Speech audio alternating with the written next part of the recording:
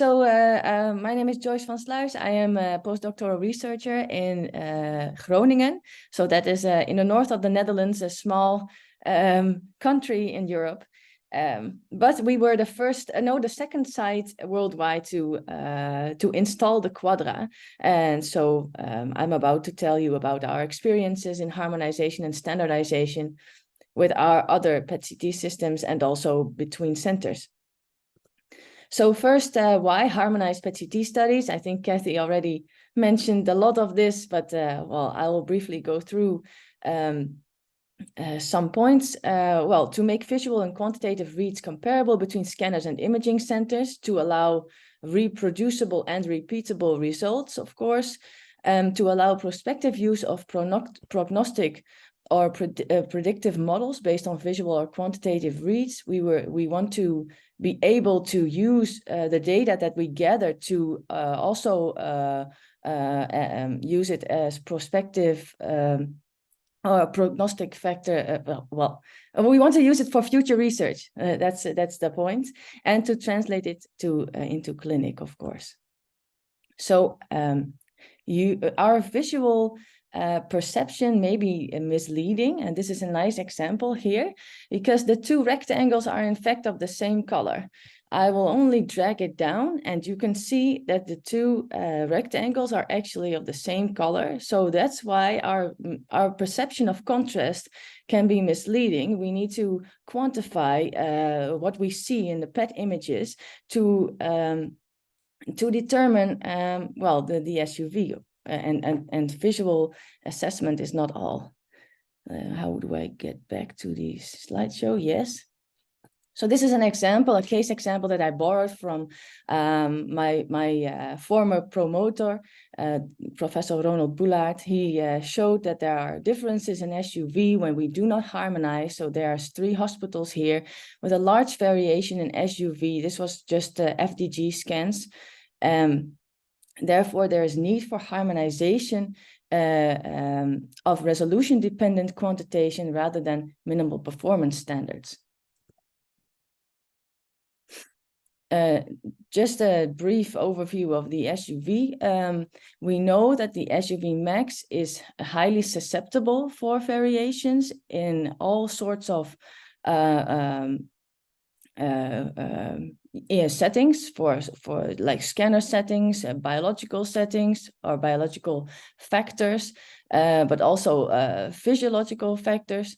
And the SUV max is generally the highest uptake voxel, and therefore we personally in Europe, we recommend to use the SUV peak, which is also taking into account not only the highest voxel, but 1 milliliter isocontour region around usually the highest voxel, but it's not necessarily the case. It can also be the highest area of uptake in the region of interest. And then you have SUV mean, which is highly dependent on the delineation method and delineation volume. Just to make sure we are clear, harmonization of PET-CT is not administering the same amount of activity in each patient because, well, patients differ in weight. This influences the SUV. We have differences in scanner sensitivity, the amount of counts that are captured. Therefore, we need differences in scan duration, etc. Using the same acquisition and image reconstruction settings on different systems is also not harmonization of PET-CT, because different systems of different vendors can result in different images. And also using the same acquisition duration for every scan or system, like said before, scanner sensitivity influences the amount of photons captured in a certain amount of time, and it's not equal for all systems or vendors. So how the steps that were undertaken in Europe for harmonization of PET-CT was to first identify sources of error or uncertainty. The next step was that there were imaging guidelines developed and published. And next, there was a PET-CT system quality assurance program set up and with accreditation process a little bit like ArtNet, I guess. So these are the SUV uncertainties that were identified. It was mentioned, I think, by Ross already, that there was differences in calibration between PET scanner and dose calibrator. These can cause differences in SUV. Also, the residual activity in the syringe, if that's not measured properly, that can also cause variability. Of course, we have incorrect synchronization of clocks. If you have not synchronized them properly, then decay correction may be off. The same accounts for injection versus calibration time, and of course the quality of administration. If the activity is leaking or is injected outside of the vein, then well, we have a problem. Physics-related factors, scan acquisition parameters, as mentioned before, we have different settings for each vendor, for each system. Image reconstruction parameters can be different. We have time of flight, PSF. Will you turn them on? Will you not apply them? Use of contrast agents can have an effect on attenuation, for example, that they can also influence SUV.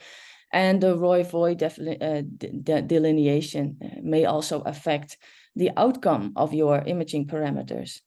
Then we have biological factors. We know that the longer we wait with after injection, the higher the uptake period is.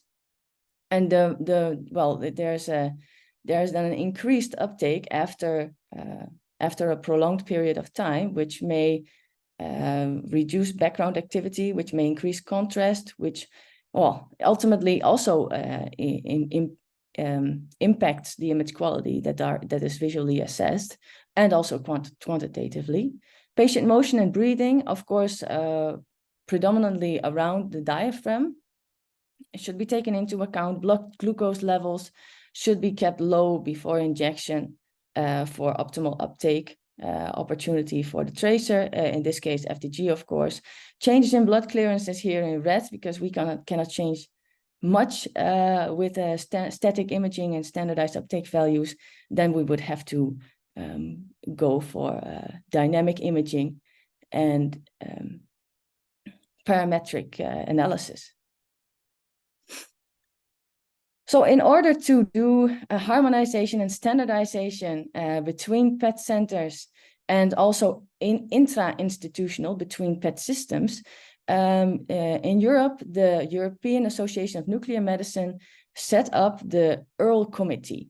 So EARL stands for European Association of Nuclear Medicine Research Limited, and it was set up to improve nuclear medicine and its practice. To provide a platform for the efficient pursuit of scientific initiative, to facilitate multi-center research projects. It acts as a platform to support institutions and to enhance the comparability of data acquired by molecular imaging, of course, to boost molecular imaging so that it becomes a standard diagnostic modality, and to position nuclear medicine within the EU research agenda. And well, the aim is to obtain precise and accurate images for repeatable and reproducible PET imaging. The introduction to the total body part. Well, you already have the quadra, so my main comparison is with the Biograph Vision, but we also have an MCT. In the Biograph Vision, we were the first center worldwide to install the digital PET-CT system with, of course, its silicon-based photomultiplier detector elements. The crystals are similar. The time of flight application is similar. PSF is similar. The main difference between the systems that are shown here is the long axial field of view. So we went from 26 centimeter to 106 centimeter. And because most of the other parameters are the same, the highest benefit was seen from the sensitivity increase. Of course, larger axial coverage, more detectors, so more photons can be acquired in the same amount of time. Here's then from the side. There's also a CT involved, so it's not exactly 4 times larger, but there is 4 visions connected in the Biograph Vision Quadra system. We measured the sensitivity according to NEMA, of course, with the set of sensitivity sleeves shown on the left. For comparison, I also included the MCT here. So there's a line source of 70 centimeters filled with FDG and placed in the center of the field of view, which resulted in the sensitivity of 9.6 kilocounts per second per megabecquerel for the MCT.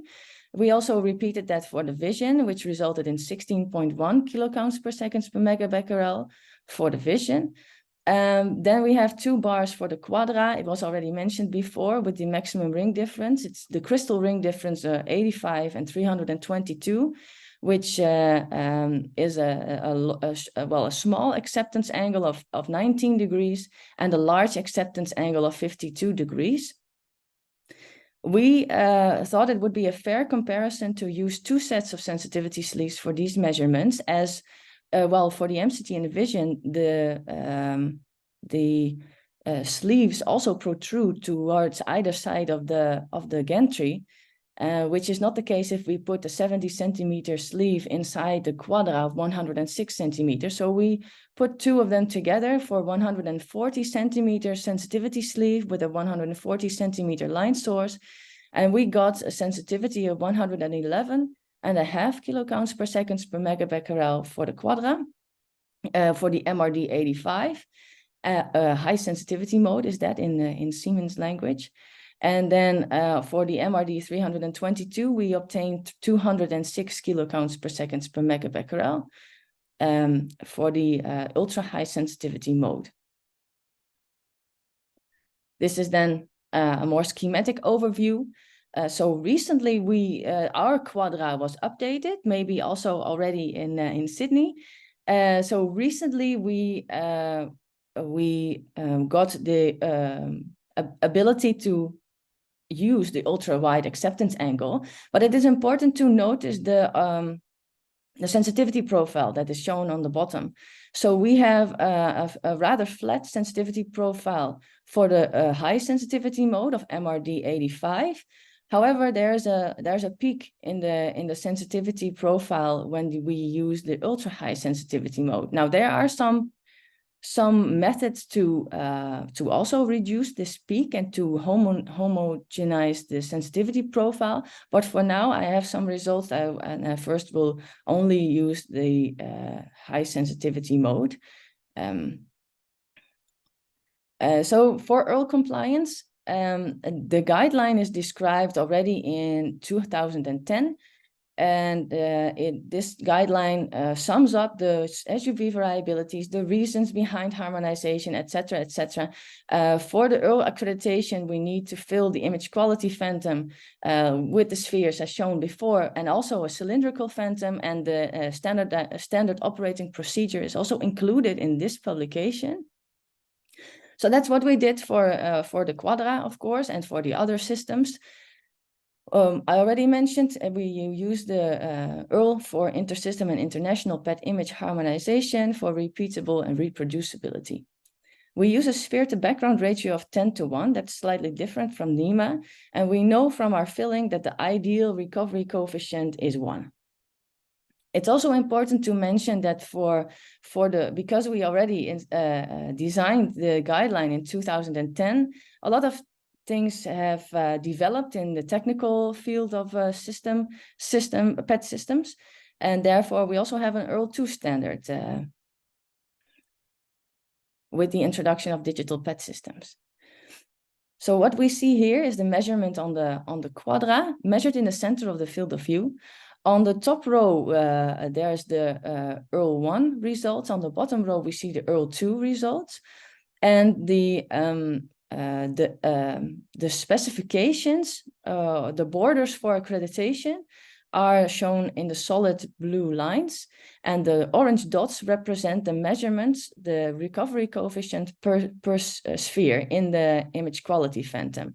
And then we see there's no guideline yet for SUV peak in EARL 1 because it was not yet thought of back then.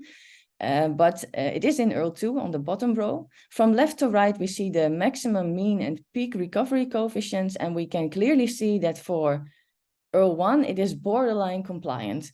So the EARL 1 guideline also recommends not to use a filter larger than 7 millimeters Gaussian, and that was already applied here. So it's really borderline. And therefore, we recommend to use the EARL 2 settings, of course. Then we are nicely in the middle of the borders. And yeah, otherwise we have to downscale the quadra to such an extent that we lose any profit of increased image quality. Well, this was measured in the center of the field of view. This guideline was also designed for small short field of view systems with 15 to 25 centimeters. We now have 106 centimeter. So we thought it would be good to also compare our results in the center of the field of view with multiple locations throughout the field of view to also assess the performance if it's consistent. Oh, so 7/8 of the field of view, 3/4, a quarter, and 1/8 of the field of view, 5 positions in total. And here you see the results, or well, they are there, but it's not really visible because all the markers for the different locations lie on top of each other, which is good, I think, because that means that throughout the field of view, the quadra performs very consistent, and therefore, well, the conclusion remains the same. EARL 2 is recommended. So these are a couple of examples. We have a physician assistant and a PhD candidate who did a comparison study on the quadra versus vision. 20 patients underwent a dual imaging protocol, and 4 nuclear medicine physicians blindly scored all the images using a 5-point Likert scale. They assessed lesion demarcation, overall image quality, and noise. As you can see, it's very comparable, the images on the right-hand side. However, the quadra acquisition was already in 3 minutes, while the vision acquisition was performed in 15 minutes. So the images were then also very comparable. However, the only significant difference was found in the lesion demarcation. So slightly a better lesion demarcation was seen in the quadra images, but please be aware that the total scan time was already reduced by a factor of 7, it says, but it's a factor of 5, of course. There were no significant differences in lesion SUV max and SUV peak, not even when we are not using EARL compliant. I took this from the paper of my PhD student, but this not even if we do not use harmonizing protocols, the SUV seems not even that variable. This is another example of 3 minutes on the quadra and 15 minutes on the vision. It's already with EARL 2, so there's a slight blurring of the structures. So the current routine clinical practice, we compare a long axial field of view PET with conventional digital PET, and then we use EARL 2. For multi-center trials with analog PET, we also have an MCT, but we try to avoid to include the MCT in any trials that where we also would like to use the total body PET, because then we would have to use EARL 1 and it's borderline compliant. However, we did not adjust the PSF, for example. We also did not adjust the voxel size. So we could downscale the quadra even more, but that's the question if you would like that. It's probably it is possible to use analog PET and total body PET, but then we have to adjust more settings. In our case, we also have the digital PET, so we have the choice to just not include the analog PET in any of the trials we are currently setting up. And then we also have the upgrade with the ultra high sensitivity mode with MRD 322, a non-homogeneous sensitivity profile. We are still in the process of evaluating what this does with the resolution, because we have more diagonal lines of response, which may affect, which may show, and which may affect the resolution because of the depth of interaction. And now we also have contrast differences. They may be visible. We did some tests already because of the high sensitivity peak in the middle. However, we did the CBM mode with AI could flatten the sensitivity profile. So it is built in, and we could see improvement, and maybe there's not such a big effect of the sensitivity peak. Of course, the sensitivity peak is measured with a sensitivity sleeve, which is not really representable for a patient. We also have to take into account the scatter and attenuation, which may result in attenuation of the longer lines of response, which may not even have that much of an effect on the sensitivity and image quality. So to what extent this really improves our image quality still needs to be evaluated. So here's then a map which shows all centers of excellence that are accredited by EARL. So it's mostly Europe, but the rest of the world is following. It's good to see. So all of these centers have accredited PET-CT systems that are in a database and are supported by EARL for inter-institutional, but also intra-institutional PET-CT image comparison. Well, the community hears the EARL hears the community requests. Of course, there's more than FDG. Our center has a lot of experience with also zirconium-89. There's also gallium-68 accreditations. We do not have a PET-MR, but there's also accreditation available for PET-MR. So I heard a little bit before our meeting about zirconium, so I thought maybe it would be nice to include this here as well. Do I still have time? Maybe a couple of minutes, yes. So it's important to know that for comparing zirconium with FDG regarding scan duration in Europe, there is a law that does not allow more administration than 37 megabecquerels of zirconium-89 per imaging session.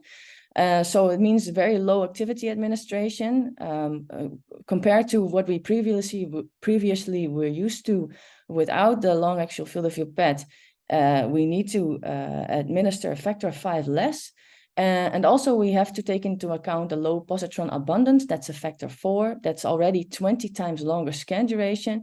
If we are dealing with large antibodies, we also have to take into account the slow biodistribution, which can increase the scan duration even more. So specifically in these cases, the higher sensitivity can make a huge difference in image quality for the Quadra when using the Quadra. So the procedure to obtain zirconium accreditation for EARL is on top of fluorine 18 accreditation, and it's only with a uniform cylinder. Here's then some examples with respect to our MCT. There's difference in scan duration. MCT was scanned longer on the left-hand side. You can see that the resulting image. And this patient was scanned longer on the MCT, 45 minutes, reconstructed with the EARL 1 protocol, which has a 7mm filter. And on the Quadra, the scan duration was already less, and it was reconstructed with our clinically recommended protocol for optimal image reading without any filtering, because it was not, for image reading, it was not really necessary. For quantitative purposes, of course, yes, but we just wanted to showcase the nice sharp lesion demarcation, which we had not seen before in zirconium images. Very low noise levels as well. And this is then a comparison with our digital PET.